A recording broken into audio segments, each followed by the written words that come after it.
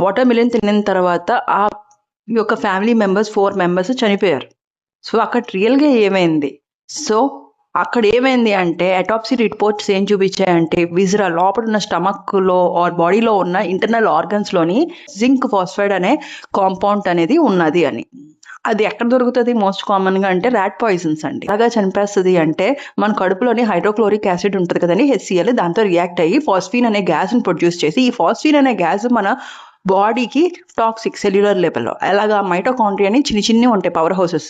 అవిటిని shut down చేసేస్తే మొత్తం కిడ్నీ, లివరు అయిపోయి అన్నీ ఫెయిల్ అయిపోతాయి. సో దానివల్ల ఇమ్మీడియేట్‌గా 24-48 అవర్స్ ఇలాగే సేమ్ యాజ్ యూజువల్ మనం చూసినట్టే ఆ రిపోర్ట్స్‌లో ప్రకారం ఎప్పుడు చనిపోయారో అలాగే చనిపోతారనమాట. సో నేను ఇదేం చెప్తున్నానంటే దయచేసి ఇలాగా ఇండియాలోని ఇంత అన్‌కంట్రోల్డ్‌గా ర్యాట్ పాయిజనింగ్స్ అనేది దొరుకుతున్నాయి కాబట్టి మీరు పిల్లల దగ్గరైనా ఎవరి దగ్గర